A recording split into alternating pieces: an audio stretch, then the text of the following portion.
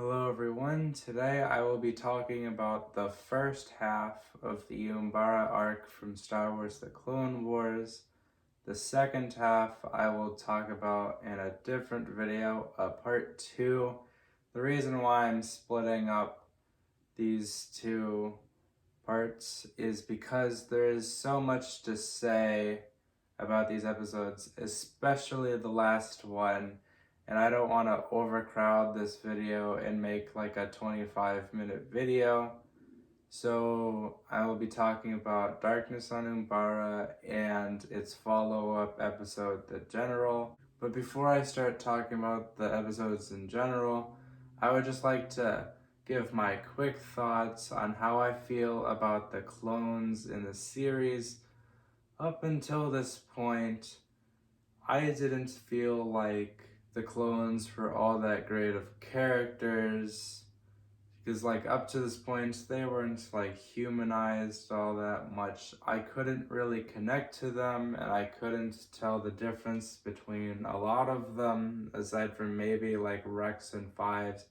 The rest were just clones. This arc helps them be more than just disposable clones, and because of that, this arc is elevated a little bit at the beginning and a lot bit at the very end. This arc is elevated from the normal clone episodes that you get in the rest of the series. So that was really cool. Just a quick warning, of course, there are spoilers in this video and part 2, and pretty much every single video in this series, although sometimes I forget to say that there's spoilers.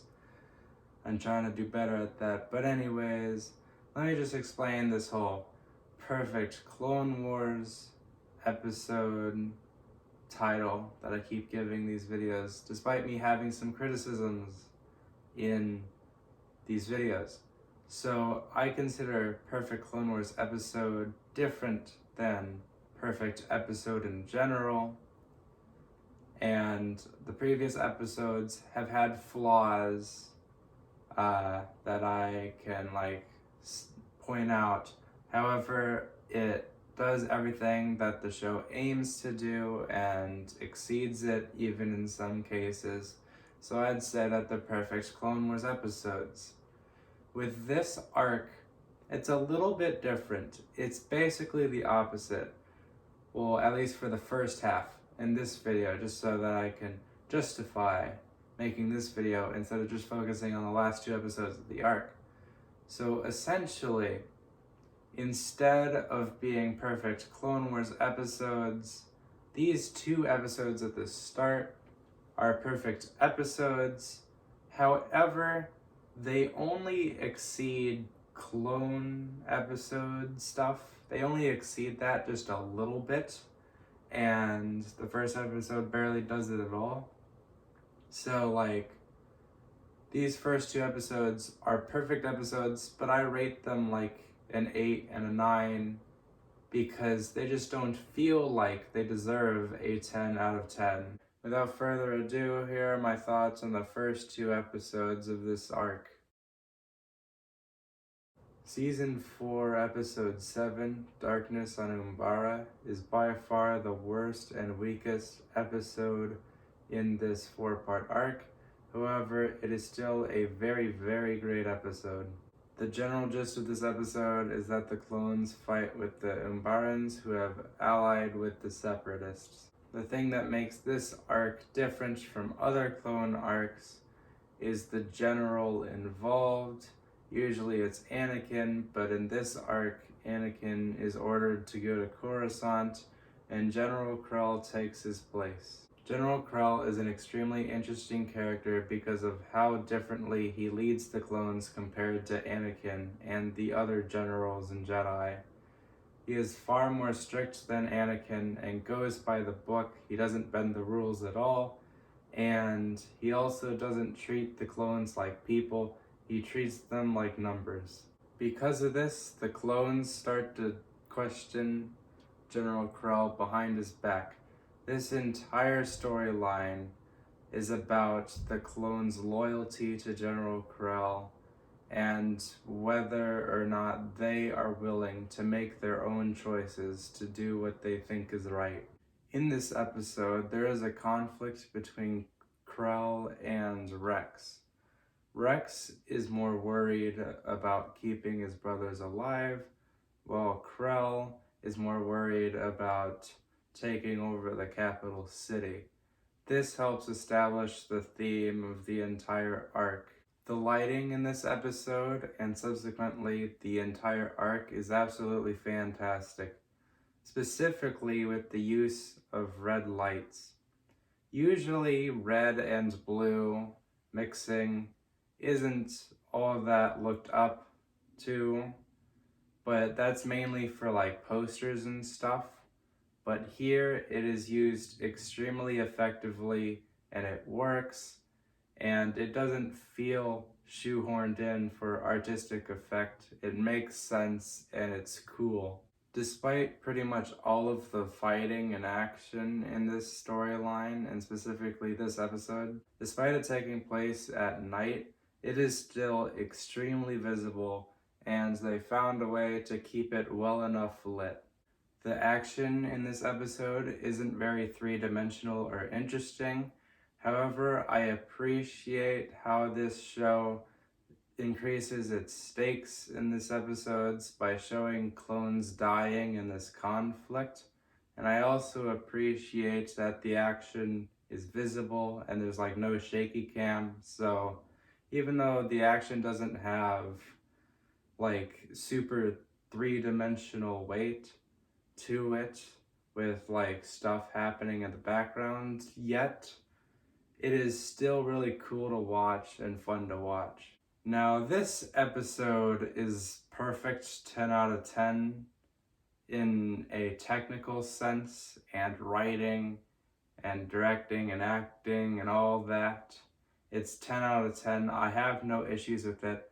However, I originally rated this episode an 8 out of 10, and I still kind of stand by that because I'm not basing it off of like its quality, but like rather how exciting and awesome it is and like shocking and all that. I'm basing it more off how interesting that the episode is, and because this is the weakest episode, it doesn't feel right to give it a 10 out of 10 like some of the other episodes in this storyline. So it just doesn't feel right. Despite me having no problems, it just feels like an 8 out of 10 episode. The biggest thing holding this episode back is that it doesn't go above and beyond the clone episode formula like some of the other episodes in the storyline do. It's just a standard clone episode despite one or two scenes and a few lines of dialogue that keep it from being another Ryloth episode that I pretty much skipped and had running in the background because I got bored of the action not meaning anything. So it still means some stuff, especially later in the arc. This is the starts of it, and it feels like just a tiny bit slow, but thankfully it gets way, way, way better. So overall, I'd give this episode an 8 out of 10, even though it has no problems. It doesn't feel like it should be higher than an 8 out of 10. It doesn't feel what a 9 or 10 out of 10 episode should be like.